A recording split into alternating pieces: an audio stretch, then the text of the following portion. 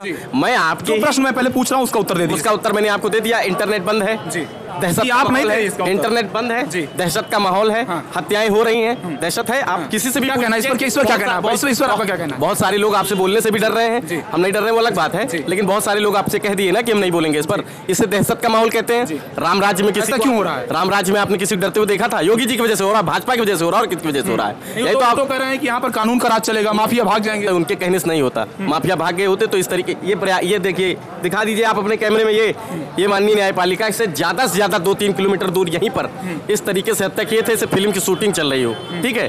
तो आप बता दीजिए कि किस राम राज्य में ऐसे गोली चली होगी, किस राज्य में ऐसे दौड़ा के।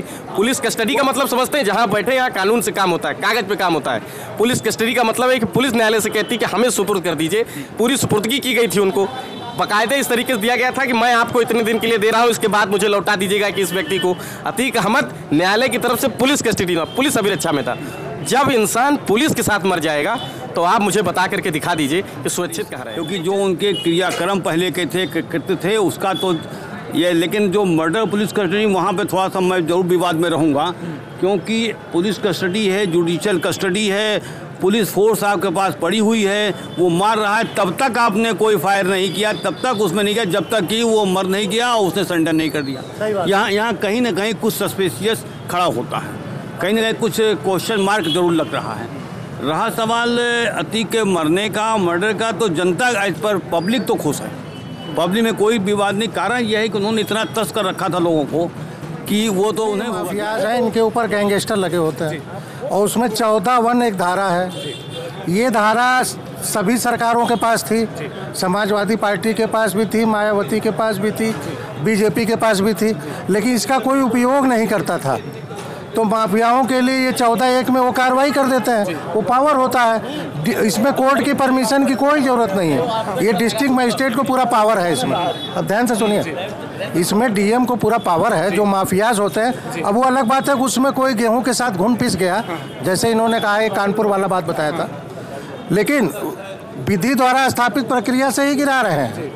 वो गैंगस्टर जितने होते हैं उनमें 14(1) का उपयोग करते हैं। समाजवादी पार्टी भी कर सकती थी, नहीं किया, लेकिन उसके लिए दम होना चाहिए। जितने माफियाज हैं हम तो कहते हैं उनका अंत होना चाहिए, तभी। नमस्कार, भारत टीवी पर आपका बहुत स्वागत है। इस वक्त हम मौजूद हैं उत्तर प्रदेश के प्रयागराज के हाई कोर्ट के बाहर, और हाई कोर्ट के बाहर इस वक्त मेरे साथ अधिवक्तागण हैं, और अधिवक्तागण जो मेरे साथ मौजूद हैं उनसे सिर्फ एक बात पर चर्चा होगी, जिस बात की चर्चा पूरे उत्तर प्रदेश में नहीं पूरे हिंदुस्तान में हो रही है। तो लगातार हम प्रयागराज के हाई कोर्ट के अधिवक्ताओं के बीच में हैं, उनसे जानने की कोशिश कर रहे हैं कि आखिरकार जो कुछ हो रहा है उसे वो कैसा देखते हैं। सर, ये बताइए कि कैसा देखते हैं ये अभी जो माफिया अतीक और अशरफ दोनों भाइयों की पुलिस कस्टडी में मर्डर हुआ है, उसे आप कैसा देखते हैं सर? हम इसको मर्डर आप जरूर कह रहे हैं, लेकिन जहाँ तक अतीक का, पब्लिक तो उनके मरने से खुश तो है ही है एटलीस्ट, क्योंकि जो उनके क्रियाक्रम पहले के कृत्य थे उसका तो ये, लेकिन जो मर्डर पुलिस कस्टडी, वहाँ पे थोड़ा सा मैं जरूर विवाद में रहूँगा, क्योंकि पुलिस कस्टडी है, जुडिशियल कस्टडी है, पुलिस फोर्स आपके पास पड़ी हुई है, वो मार रहा है, तब तक आपने कोई फायर नहीं किया, तब तक उसमें नहीं किया जब तक कि वो मर नहीं गया और उसने सरेंडर नहीं कर दिया। यहाँ कहीं ना कहीं कुछ सस्पिशियस खड़ा होता है, कहीं ना कहीं कुछ क्वेश्चन मार्क जरूर लग रहा है। रहा सवाल अतीक के मरने का, मर्डर का, तो जनता इस पर, पब्लिक तो खुश है, पब्लिक में कोई विवाद नहीं। कारण यह है कि उन्होंने इतना तस कर रखा था लोगों को कि वो तो उन्हें भुगतना ही था। जहाँ तक योगी जी ने धूल मिलाने की बात है, तो वही गुस्से में आदमी ज़रूर कहेगा। कारण है कि जब कस्टडी में 2 सिपाही मारे जा रहे हैं, वो मारे जा रहे हैं, बट इतना बड़ा प्लानर हो रहे हैं, तो हाउस में कहा तो उसमें कोई ऐसी बात नहीं कही जिससे कहा जा सके कि वो आज अखिलेश जी की वजह से या सलीम शेरवानी की वजह से अतीक आज जो भी बढ़े हैं, इसके जिम्मेदार सलीम शेरवानी और आपके सापा गवर्नमेंट है। कारण यह है कि पहला मर्डर जब हुआ, सलीम शेरवानी ने उनको प्रोटेक्ट किया, बाद में जब नेता बन गया तो सापा वालों ने किया। जो कांड सापा गवर्नमेंट में उन्होंने गेस्ट हाउस किया था, अगर उनमें जरा सी भी वो होती, शर्म होती, तो शायद उस वक्त उनके खिलाफ कार्रवाई कर दे, लेकिन चूंकि उनका आदमी था उन्होंने नहीं किया। नहीं सर, ये बताइए क्या लगता है कि जिस तरीके से इनकाउंटर किया जा रहा है, बुलडोजर चल रही है, क्या लगता है, आप लोग अधिवक्ता हैं, न्यायालय, इसका कारण क्या लगता है कि न्यायालय में जो सुनवाई होती है उसमें देरी इसकी एक वजह है? सरकार जो इस तरह से कर रही है, सरकार का जहाँ तक बुलडोजर का सवाल है या इनकाउंटर का सवाल है, भाई आप सामने आए फायर करेंगे तो इनकाउंटर होगा, इस पर तो आप नहीं करें, क्योंकि ये तो विषय जो है जांच का है। और जो बुलडोजर वाली बात है, विपक्ष के नेता इसका आरोप लगाते हैं लगातार कि ये इनकाउंटर फर्जी किया जा रहा है। वो तो लगाएंगे, विपक्ष तो इसीलिए होता ही है, विपक्ष का काम ही भी है, सही काम को भी गलत कहो, गलत को भी गलत कहोगे। लेकिन जो इनकाउंटर हुआ है उसका तो सीधा जांच का विषय है, लेकिन आप फायर करोगे तो पुलिस आत्मरक्षा में चलाएगी, इसको तो आप विवाद में नहीं ले सकते हो। लेकिन जो बुलडोजर वाली बात है, जिस तरह एक्टिविटीज क्रिमिनल्स चल रहे हैं, अगर उसमें अगर उनको नहीं इस तरह धमकाया जाएगा तो आप लोगों का भी जीना और रहना मुश्किल हो जाएगा। आप यानी पब्लिक ही चल नहीं सकते हैं। मतलब माफिया थर कांप रहे हैं उत्तर प्रदेश। हाँ बिल्कुल कांप रहे हैं, कांपते रहेंगे और कांपते रहना चाहिए। तो 24 में किसकी सरकार बनाएंगे? एक मिनट, हमने तो वीरेंद्र शाही गोरखपुर और उनको देखा, क्या होता है, हरशंकर तिवारी को भी देखा, बलवंत और उनको भी देखा, इन लोगों की भी मैंने एक्टिविटीज़ को देखा है, लेकिन उनकी एक्टिविटी थोड़ा सा अंतर था। एक आरोप और लगता है सरकार पर कि जाति विशेष को देकर टारगेट किया जा रहा है, ये क्या सही है? नहीं, ये हम नहीं कह सकते सही है, क्योंकि कारण ये कि जो ही चाहे हिंदू हो, मुस्लिम हो, अहीर हो, कुर्मी हो, ठाकुर हो, ब्राह्मण हो, जो ही क्राइम करेगा वही पकड़ा, इसमें ऐसा नहीं कहा। अभी जैसे यहाँ पे इलाहाबाद में है, कुछ एरिया जैसे गद्दी ज़्यादा क्राइम कर रहे हैं, अहीर क्राइम कर रहे हैं, कुर्मी कर रहे हैं, तो ये तो आरोप बिल्कुल निराधार है। अच्छा, हाँ, ये बताइए, देखिए कुछ लोग और मेरे साथ हैं, ये बताइए कि सर जो इस तरह से अभी हुआ है, मर्डर हुआ है, पुलिस कस्टडी में हुआ है, उसके अलावा जो है अब ये कहा जा रहा है कि माफिया मिट्टी में मिला दिया जाएगा, क्या कहेंगे? सबसे पहले जी बताएं। जी सर बताएं। मुझे वो याद है कि जब यहाँ ओपी सागर सीओ थे, एसपी सिटी ओपी सिंह थे, और चौफटके में जब अतीक को पकड़ा गया तो यहाँ के एक बड़े कदरवार नेता ने फ़ोन किया, जो आज सत्तारूढ़ में भी हैं, अब तो नहीं है। उन्होंने ये कहा कि या तो तुम नौकरी चाहिए अथवा जिंदगी चाहिए या उसको छोड़ दो। मुलायम सिंह यादव नहीं, आपको नहीं, मुलायम नहीं थे। तो उन्होंने जो है तत्काल बेचारों ने छोड़ दिया, ओपी सागर ने, जबकि चौफटके में ओपी सागर कॉलर इन्होंने पकड़ रखा था, ओपी सिंह को दौड़ा लिया था, सारे कर्म किए हुए थे। तो इस तरह अगर जो आदमी इस एक्टिविटीज़ कर रहा है तो उसके खिलाफ अगर कार्रवाई हो रही तो बुराई नहीं है। तो बुराई नहीं है, बिल्कुल नहीं बुराई। मतलब जो ये मर्डर हो गया बुराई नहीं हुआ। हाँ, ये जो मर्डर हुआ, मर्डर तो उनके बदले हुआ, तो जांच का विषय क्यों हुआ, कैसे हुआ, किसने मारा, कहाँ मारा, ये तो कानूनी प्रक्रिया है। अंदर से आप खुश हैं? बिल्कुल, मैं हमेशा खुश रहूँगा। नहीं, इस बात से लेकर कि अतीक का खात्मा नहीं, अतीक खात्मे नहीं, जिस तरह हुआ है वो उसको उस विषय की बात कर, बाकी तो जनता खुश है, हम खुश हैं। तो देखिए कुछ और लोग उनसे बात करते हैं। भैया जो ये मर्डर हुआ है, पुलिस कस्टडी में हुआ है, अतीक और अशरफ दोनों माफिया थे, और एक बड़ा जो है इनका गिरोह था, बड़ी गैंग थी, लगातार इनके शूटर जो है वो लगातार लोगों को परेशान कर रहे थे। तो क्या कहना चाहते हैं जो कुछ हुआ है, और माफिया को मिट्टी में मिला देंगे, सदन में कहा गया मुख्यमंत्री जी के द्वारा, क्या कहेंगे इस पर? नहीं, ये भाषा आम जनता का कोई व्यक्ति देता तो ठीक था। मुख्यमंत्री जैसे पद, उस मुख्यमंत्री जैसे व्यक्ति की इस तरीके की अगर भाषा होती तो मुझे लगता है कि यह ठीक नहीं। वो जो गद्दी है उसकी मुझे लगता है कि उसकी गरिमा के खिलाफ है। इस तरीके की भाषा नहीं होनी चाहिए। उनकी 2-3 नीतियाँ वैसे भी गलत हैं। एनकाउंटर का विरोध जो भी थोड़े तर्कशील लोग हैं वो पहले से ही कर रहे हैं। बुलडोजर से किसी का घर गिरा देना, इस पर भी विरोध पहले से चल रहा है। क्यों? इसका आप उदाहरण देख सकते हैं। यही बुलडोजर जब अतीक अहमद के घर चल रहा था, यही बुलडोजर जब बहुत सारे माफियाओं के यहाँ चल रहा था, तो जनता ठीक थी, खुश थी, होना भी चाहिए। लेकिन यही बुलडोजर जब कानपुर में किसी गरीब ब्राह्मण परिवार के यहाँ चल रहा था, तो उसको योगी का बुलडोजर कहने के बजाय इन्होंने प्रशासन का बुलडोजर कह दिया। मतलब जब ये बुलडोजर किसी ऐसे व्यक्ति पर चला जिसके पास करोड़ों रुपए था, धन धान्य से भरा हुआ था, माफिया था, तब बुलडोजर योगी का था।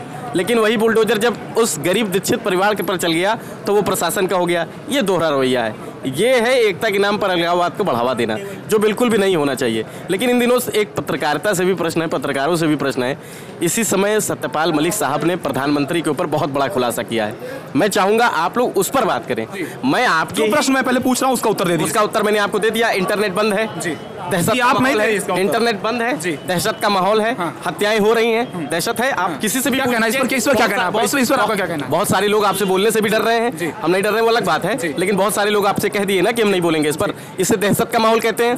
राम राज्य में किसी क्यों हो रहा है? राम राज्य में आपने किसी को डरते हुए देखा था? योगी जी की वजह से हो रहा है, भाजपा की वजह से हो रहा है, और किसकी वजह से हो रहा है? यही तो आप कह रहे हैं कि यहाँ पर कानून का राज चलेगा, माफिया भाग जाएंगे। उनके कहने से नहीं होता। माफिया भाग गए होते तो इस तरीके ये देखिए, दिखा दीजिए आप अपने कैमरे में, ये माननीय न्यायपालिका से ज्यादा ज़्यादा 2-3 किलोमीटर दूर यहीं पर इस तरीके से हत्या किए थे, इसे फिल्म की शूटिंग चल रही हो। ठीक है, तो आप बता दीजिए कि किस राम राज्य में ऐसे गोली चली होगी, किस राज्य में ऐसे दौड़ा के। पुलिस कस्टडी का मतलब समझते हैं, जहाँ बैठे यहाँ कानून से काम होता है, कागज पे काम होता है। पुलिस कस्टडी का मतलब है कि पुलिस न्यायालय से कहती है कि हमें सुपुर्द कर दीजिए। पूरी सुपुर्दगी की गई थी उनको, बाकायदे इस तरीके से दिया गया था कि मैं आपको इतने दिन के लिए दे रहा हूँ, इसके बाद मुझे लौटा दीजिएगा कि इस व्यक्ति को। अतीक अहमद न्यायालय की तरफ से पुलिस कस्टडी में, पुलिस अभिरक्षा में था। जब इंसान पुलिस के साथ मर जाएगा तो आप मुझे बता करके दिखा दीजिए कि सुरक्षित कहाँ रहेगा। जय श्री राम के नारे, जय श्री राम के नारे जो लगते हैं, जय श्री राम के नारे जो लगते हैं, क्या लगता है इसके पीछे एक बड़ा प्लानिंग थी, एक बड़ा सिंडिकेट था? अतीक अहमद कुछ बोलना चाहता था जिसे दबाया गया, क्या कहेंगे आप? जय श्री राम उपासना का विषय है। ठीक है, जय श्री राम उपासना का विषय है। कोई 2 कौड़ी का आदमी किसी को मार करके अगर जय श्री राम बोल करके बचने लगा तो ये जान लीजिएगा कि ये बहुत ही खतरनाक काल हो जाएगा। ये गलत विषय है। राम हमारी आस्था का विषय है, राम हमारी उपासना का विषय है, राम हमारी पूजा का विषय है। राम हमारे इसलिए नहीं कि हम किसी को गोली मार करके और जय श्री राम बोल करके बच जाएं। अगर उन तीनों व्यक्तियों का भी इनकाउंटर होता है तब तो हमें कहीं लगेगा कि हाँ निष्पक्षता है, वरना अतीक अहमद, राजू पाल, उमेश पाल ये सब कोई बहुत दूध के धुले व्यक्ति नहीं थे। इन पर हुई FIR पढ़ लीजिए, इन पर इनके समर्थकों के किए हुए कुकृत्य देख लीजिए, चाहे वो अतीक अहमद के हों, राजू पाल के हों, उमेश पाल के हों। उन राजू पाल की FIR में सर ये बताइए कि जैसे अभी एनकाउंटर हुआ था अतीक अहमद के बेटे का, और उसके बाद ये जिस तरीके से अब पुलिस के न्यायिक हिरासत में रिमांड के दौरान मेडिकल में ले जाते समय भारी सिक्योरिटी बल के बीच में जिस तरीके से अतीक अहमद की शूटरों ने हत्या की है, उसके भाई की हत्या की है, क्या ये कानून का मजाक नहीं बन गया है? निश्चित तौर पे कानून व्यवस्था ध्वस्त है इस प्रदेश के अंदर। अपराधियों को जब खौफ नहीं, देखिए बात समझिए, कोई भी स्टेट जो है वो इकबाल से चलता है, समझ रहे हैं? यहाँ इस प्रदेश में 1000 पे 1 पुलिस वाला है, ठीक है? तो यदि आम जनता में, अपराधियों में पुलिस का अगर इकबाल नहीं रहा है ना, तब तो लॉ एंड ऑर्डर ध्वस्त हो जाएगा। ठीक यही चीज आपको देखने को मिल रही है, जहां एक तरफ 2 पुलिस वाले मारे जाते हैं, एक हमारा अधिवक्ता साथी उमेश पाल के भी जो है दौड़ा करके हत्या हो जाती है, ठीक है? वहीं पुलिस अभिरक्षा में मैं मानता हूं कि अतीक अहमद के ऊपर लगाए हुए इल्जाम एक बार सही भी हो सकते हैं, वो अपराधी हो सकता है, लेकिन इस बात से कदापि इनकार नहीं किया जा सकता कि वो व्यक्ति पूर्व सांसद रहा है, वो व्यक्ति 5 बार का जनता द्वारा निर्वाचित विधायक रहा है। ऐसे व्यक्ति को पुलिस अभिरक्षा में मार देना निश्चित तौर पे ये कानून का माखौल उड़ाने के समान है। देखिए कुछ और अधिवक्ता हैं, उनसे बात करने की कोशिश करते हैं। क्या लगता है सर, यूपी में केवल अतीक अहमद ऐसे माफिया थे जिनके ऊपर 100 से ज़्यादा मुकदमे हैं, या कुछ और भी हैं? देखिए ये डिपेंड नहीं करता कि अतीक अहमद है या और कितने हैं, बात इस बात पर निर्भर करती है कि कोई माफिया इतना बड़ा बना कैसे। उसके ऊपर 100 से अधिक मुकदमे थे तो वो एक दिन में तो हुआ नहीं। पूर्ववर्ती कई सरकारों से वो अपराध करता आया, उसको सही मिलता आया हर अपराधों से। अगर आप जस्टिस की बात करेंगे कि जस्टिस अगर लेट मिल रहा है तो डिनाइड है, लेकिन भी पूर्ववर्ती सरकारों से होता आ रहा है, अभी से नहीं होता आ रहा है। तो अगर उस क्रम में आप देखें तो जैसे पूर्ववर्ती सरकारें काम कर रही थी वैसे वर्तमान सरकार भी काम कर रही है, बस फर्क इतना है कि इनका एक्शन का तरीका दूसरा था। लोग बोलते हैं उनका इनकाउंटर करवा के मरवा दिया गया, अपराधियों द्वारा उन्हें सुनियोजित तरीके से मरवा दिया गया, लेकिन अतीक अहमद ने भी इन्हीं तौर तरीकों से लोगों को मरवाया था और इसी तंत्र का फायदा उठाकर वो आज तक किसी भी मुकदमे में उसे सजा नहीं मिलती थी। अब जाकर उमेश पाल के प्रकरण में उसे सजा मिली थी, अब जाकर इतने सालों बाद। चर्चा ये भी है कि जो ये हुआ है इस सब के पीछे जो है जाति विशेष के लोगों को देखकर टारगेट किया जा रहा है, ये भी लोगों में चर्चा है। तो क्या सही है ये देखिए, अगर आप इसे पॉलिटिकल डिबेट में हम और आप उसे नहीं ले जा रहे, नेता उसे ले जा रहे, तो आप बोल सकते हैं, लेकिन मैं इसे सिर्फ एक आपराधिक तौर पर देखता हूँ। एक अपराधी न्याय तंत्र का फायदा उठाकर इतने लंबे समय तक जीवित रहता है, ये न्याय प्रक्रिया के ऊपर वो एक हमला है, हत्या करने का हुआ, आए दिन वो न्याय की हत्या करता रहता था। तो उसे हो सकता है कि 3 बेसुध आतंकवादी तरीके के लोग आते हैं और उसे गोली मार के चले जाते हैं। धर्म नगरी है प्रयागराज, तो क्या कहा जाए, अपराध नगरी तो नहीं बन गई? नहीं, अपराध नगरी नहीं, अपराध नगरी से अतीक अहमद जैसे लोगों ने बना रखा था, अतीक अहमद लोगों ने जैसे बना रखा था। हाँ, अब ये है कि दोबारा कोई अतीक अहमद ना पैदा हो तो यहाँ धर्म नगरी स्थापित रहेगी। तो क्या योगी जी धर्म नगरी बना रहे हैं? नहीं, मैं ये नहीं बोल सकता कि आप कानून को कुचल कर धर्म नगरी बनाइए। अब कानून का शासन लाइए आप। अब अगर सारी चीजें साफ हो गई हैं, सड़कें साफ हो चुकी हैं, तो अब कानूनी तरीके से सड़कों को चलाइए आप। कानून व्यवस्था ठीक नहीं है, बताइए जी सर, बताएं। देखिए, अब हम आपको बता रहे हैं, जैसे आप कह रहे हैं कि किसी का घर गिरा देते हैं, किसी का कुछ कर देते हैं, जितने ये माफियाज हैं इनके ऊपर गैंगस्टर लगे होते हैं, और उसमें 14(1) एक धारा है। ये धारा सभी सरकारों के पास थी, समाजवादी पार्टी के पास भी थी, मायावती के पास भी थी, बीजेपी के पास भी थी, लेकिन इसका कोई उपयोग नहीं करता था। तो माफियाओं के लिए ये 14-1 में वो कार्रवाई कर देते हैं, वो पावर होता है। इसमें कोर्ट की परमिशन की कोई ज़रूरत नहीं है, ये डिस्ट्रिक्ट मजिस्ट्रेट को पूरा पावर है इसमें। अब ध्यान से सुनिए, इसमें डीएम को पूरा पावर है। जो माफियाज होते हैं, अब वो अलग बात है कि उसमें कोई गेहूं के साथ घुन पिस गया, जैसे इन्होंने कहा है, कानपुर वाला बात बताया था, लेकिन विधि द्वारा स्थापित प्रक्रिया से ही गिरा रहे हैं। वो गैंगस्टर जितने होते हैं उनमें 14-1 का उपयोग करते हैं। समाजवादी पार्टी भी कर सकती थी, नहीं किया, लेकिन उसके लिए दम होना चाहिए। जितने माफियाज हैं हम तो कहते हैं उनका अंत होना चाहिए, तभी राम राज्य आएगा। हम राम राज्य का मतलब योगी से नहीं है, देश की जनता में राम राज्य आएगा। और देखिए, मैं तो ये कहूँगा कि जीरो टॉलरेंस होना चाहिए, ये माफियावाद खत्म होना चाहिए। माफिया बनाता कौन है? उनको राजनीतिक संरक्षण मिलता है। अगर राजनीतिक संरक्षण मिलना बंद हो जाए, माफियाज का अंत हो जाएगा। इनको हम लोग चुनते क्यों हैं? हमारी जनता की गलती है। जो माफिया होते हैं वो खड़े हों, उनको एको वोट न दे, ये खड़े होना बंद कर देंगे। एक सवाल, आखिरी सवाल ये बन जाता है, अभी जैसे ये वीडियो हम भारत टीवी में अपलोड करेंगे, सबसे पहले कमेंट सेक्शन में आना शुरू होगा कि क्या मुख्तार अंसारी, क्या अतीक अहमद, क्या आजम खान, क्या यही लोग माफिया हैं, या उत्तर प्रदेश में कुछ और भी माफिया हैं जिन पर कार्रवाई नहीं हो रही? बताइए। माफियाज और भी हैं, ब्रिजेश सिंह हैं, फलाने सिंह हैं। मैं ये कहना चाहती हूँ, जैसे आपने एक प्रश्न किया था कि पुलिस की सिक्योरिटी में मारा गया, जब कोई व्यक्ति अपने आप को मरा हुआ समझ के हमला करेगा कि हम मर जाएंगे, कोई बात नहीं, तब दुनिया की कोई सिक्योरिटी काम नहीं करेगी। राजीव गांधी मार दिए गए, बहुत सिक्योरिटी थी, 13 लेयर की सिक्योरिटी थी। प्राइम मिनिस्टर की सिक्योरिटी बहुत बड़ी होती है। अमेरिका का राष्ट्रपति मार दिया गया, अभी हाल में जापान के प्राइम मिनिस्टर पे हमला हुआ, क्या सिक्योरिटी नहीं थी? जब आदमी खुद मरने को तैयार है तब कोई सिक्योरिटी काम नहीं करेगी। और हम तो कहते हैं माफिया का अंत पूरे देश से होना चाहिए, प्रदेश से होना चाहिए, और ये काम योगी जैसा व्यक्ति ही कर सकता है और कोई नहीं कर सकता। बाबा का हंटर चलेगा? बाबा का हंटर चलेगा और सही जगह पे चले, बस ये है। अभी तक जो चला सही चला, सही चला है। हाँ, सही चला। तो आप देख रहे हैं, ये उत्तर प्रदेश के प्रयागराज के हाई कोर्ट के अधिवक्ता हैं, जिनके बीच में हम मौजूद हैं और लगातार भारत टीवी पर उनकी राय जानने की कोशिश कर रहे हैं कि आखिरकार जो लगातार एक हफ्ते से प्रयागराज में बवाल मचा हुआ है उसे वो कैसा देखते हैं। क्या ये जो कुछ हो रहा है न्याय संगत हो रहा है या फिर कुछ और ही हो रहा है? आप भी कमेंट के जरिए बताइए कि आखिरकार इस पूरे मामले को आप कैसा देखते हैं।